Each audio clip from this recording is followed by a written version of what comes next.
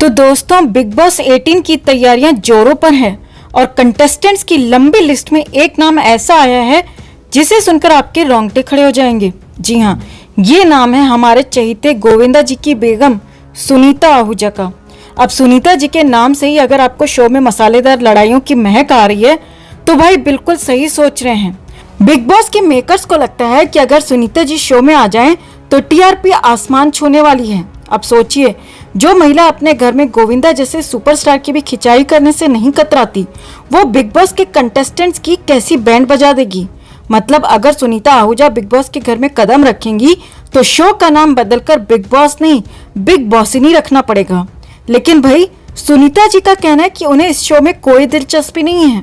वो कहती हैं, अरे भाई, क्या आपको लगता है कि मैं जाकर बिग बॉस के घर में झाड़ू पोछा और टॉयलेट साफ करूंगी?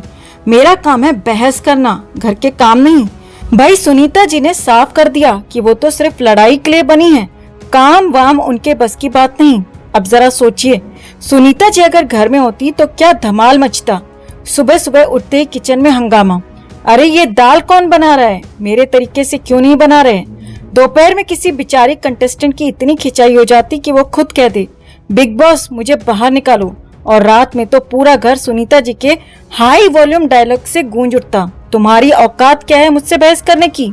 बिग बॉस के मेकर्स को शायद यही उम्मीद थी कि सुनीता जी के जाने से शो की टीआरपी नई ऊंचाइयों को छू लेगी।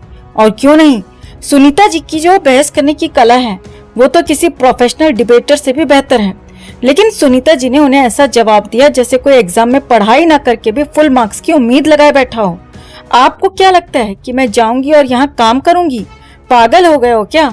अब बिग बॉस वालों को लग रहा था कि सुनीता जी आ जाएंगी तो घर के सारे कंटेस्टेंट्स की ऐसी तैसी हो जाएगी। सुनीता जी के सामने कौन टिक पाएगा? मतलब सलमान भाई भी एक बार को कह दें, भाई मुझे तो होस्टिंग छोड़नी पड़ जाएगी। लेकिन सुनीता जी ने बता दिया कि वो सिर्फ शो की दर्शक हैं, खिलाड़ी नहीं। सुनीता जी का कहना है कि उन्हें बिग बॉस देखना तो पसंद है लेकिन वहां जाना नहीं। और भाई वो कह रही हैं कि अगर शो में आई तो कंटेस्टेंट्स के साथ वो नहीं होंगी, वो सिर्फ सलमान खान के साथ शो होस्ट करना चाहेंगी। सोचिए, सलमान एक तरफ शांत बैठा होगा और सुनीता जी दूसरी तरफ शो की कमान संभालते हुए पूरे घर का पत्ता साफ कर रही होंगी। मतलब शो का नाम हो जाएगा सुनीता की अदालत। सुनीता जी ने यहाँ तक कह दिया कि अगर उन्हें कॉफी विद करण का इनविटेशन मिला तो वो वहां जरूर जाएंगी। अब सोचिए, किरण मौसी और सुनीता आहूजा एक साथ, करण जौहर की कॉफी ठंडी पड़ेगी और सुनीता की बहस गर्मा गर्म रहेगी। तो भले ही वो शो में नहीं जा रही हैं, लेकिन उनकी एंट्री होती तो समझ लीजिए हर एपिसोड में धमाल मचता, टीआरपी की गारंटी और कंटेस्टेंट्स की तबाही। लेकिन सुनीता जी ने साफ कह दिया है कि वो सिर्फ लड़ाई लड़ने के लिए बनी है, टॉयलेट साफ करने के लिए नहीं। तो आज हम लेकर आए हैं आपके लिए बॉलीवुड की खिचड़ी लव स्टोरी, जहां एक तरफ है कपूर खानदान की शान और दूसरी तरफ बच्चन परिवार के अंडररेटेड दामाद निखिल नंदा। जी हाँ, वही निखिल नंदा जिन्हें आप शायद भूल गए होंगे क्योंकि बच्चन परिवार ने तो इन्हें पूरी तरह से नजरअंदाज कर रखा है। आइए हम इनकी दिलचस्प, थोड़ी रहस्यमयी और काफी फिल्मी कहानी खोलते हैं। तो जनाब निखिल नंदा का परिचय इतना सीधा साधा नहीं है। राज कपूर के नाती, ऋषि रणधीर कपूर के भांजे, करिश्मा रणवीर के कजिन और अब बच्चन परिवार के दामाद। अब आप सोच रहे होंगे, वाह, कपूर और बच्चन क्या मैच है। लेकिन रुकिए, यहाँ से शुरू होता है असली सस्पेंस।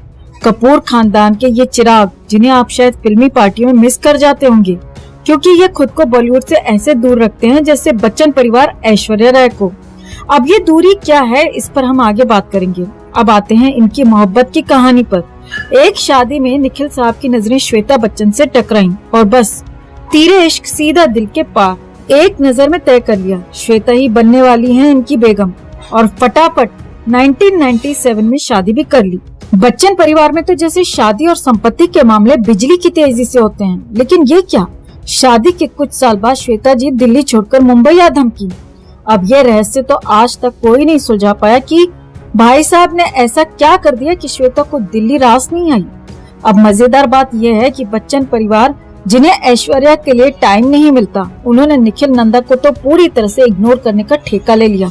आपको याद है जब अमिताभ बच्चन ने हर बार अपने बेटे, बेटी, बहू, यहाँ तक कि अपने कुत्ते तक की तारीफ की, लेकिन एक बार भी अपने दामाद निखिल नंदा की कंपनी या उनकी तरक्की का जिक्र नहीं किया।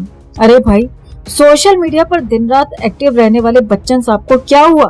इतना भी क्या बिजी रहना कि अपने ही दामाद को भूल गए। और रही बात श्वेता जी की, उफ, उन्होंने तो निखिल के साथ एक भी क्यूट कपल फोटो तक पोस्ट नहीं की। सोशल मीडिया पर तो जैसे निखिल एक इनविजिबल मैन हो गए हैं। जया बच्चन से तो खैर उम्मीद ही मत रखिए। उन्हें तो पब्लिक में दिखने और सिर्फ कैमरा और पत्रकारों से लड़ाई करनी है। अभिषेक बच्चन, वो तो अभी खुद अपने करियर से लड़ाई कर रहे हैं। निखिल को तो सपोर्ट कहाँ से करेंगे। लेकिन मजा तब आया जब 2015-16 के आसपास अफवाहें उड़ने लगी कि श्वेता और निखिल का तलाक हो गया है। पर जैसे ही तलाक की खबरें गर्म होने लगी, बच्चन फैमिली के अगले फैमिली फंक्शन में ये जोड़ी ऐसे प्रकट हुई जैसे कुछ हुआ ही नहीं और मीडिया की शक्ल पे ठहाका मारने लायक थप्पड़ जड़ दिया। लेकिन फिर अगले ही साल श्वेता जी ने मुंबई में अपना बिजनेस स्टार्ट कर दिया और लोग कहने लगे, लो भाई, अब तो ये तलाक फाइनल है। पर बच्चन फैमिली के सस्पेंस का कोई जवाब नहीं, तलाक का भी कोई कंफर्मेशन नहीं आता। अब बच्चन परिवार के बारे में एक और बात तो माननी पड़ेगी, इग्नोर करने में इनसे बड़ा कोई उस्ताद नहीं। ऐश्वर्या राय को साइडलाइन करना तो पुराना खेल है, लेकिन निखिल नंदा पर ये लोग ऐसे चुप्पी साधे रहते हैं जैसे वो इनकी फैमिली का हिस्सा ही नहीं है। अरे भाई, दामाद हैं आपके, इतना तो बोल दीजिए कि वाह बेटा, बढ़िया कर रहे हो। पर नहीं, अमिताभ बच्चन से लेकर अभिषेक तक किसी ने इन्हें याद करना तक जरूरी नहीं समझा। तो दोस्तों, ये थी कपूर खानदान के निखिल नंदा की लाइट कैमरा इग्नोर स्टोरी, जहां बच्चन परिवार और श्वेता बच्चन के सस्पेंस भरे रिश्तों की परतें हैं और निखिल नंदा की इनविजिबिलिटी एक रहस्य है। पूछिए मत, ये लोग एक साथ हैं या अलग? इसका जवाब तो बच्चन परिवार की अगली फिल्मी पार्टी ही दे पाएगी, जिसमें निखिल नंदा नजर आए या शायद ना भी आए। तो बच्चन परिवार का महाड्रामा अब किसी कभी खुशी कभी गम वाले क्लाइमैक्स से कम नहीं है, बल्कि ये तो उससे भी कहीं आगे निकल चुका है। इस ड्रामे में सब किरदार ऐसे हैं जैसे किसी पुरानी बॉलीवुड फिल्म से सीधे निकलकर आए हों। लेकिन अब मामला सिर्फ पारिवारिक मसले तक सीमित नहीं, बल्कि प्रॉपर्टी का महायुद्ध शुरू हो चुका है। अमिताभ बच्चन परिवार के शोमैन शुरुआत करते हैं महानायक अमिताभ बच्चन से। अब भाई साहब, जिस तरह से कौन बनेगा करोड़पति में हर सवाल का जवाब पूछते हैं, वैसा ही सवाल अब घर में खड़ा हो गया है। और सवाल ये है, कौन बनेगा बच्चन खानदान की प्रॉपर्टी का असली हकदार?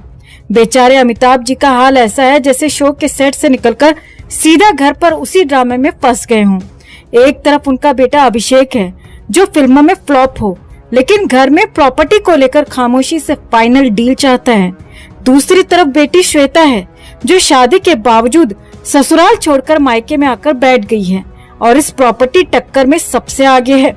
अब अमिताभ जी ये सोच रहे होंगे, मैंने तो लोगों को करोड़पति बनाया था, अब मेरे ही घर में करोड़ों का बंटवारा कैसे करूं?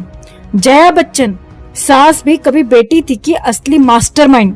भाई जया बच्चन को देखिए, उन्हें इस पूरे ड्रामे में लग रहा है कि वो अकेली कर्मचारी हैं, बाकी सब तो उनकी रॉयल फैमिली के हिस्से हैं।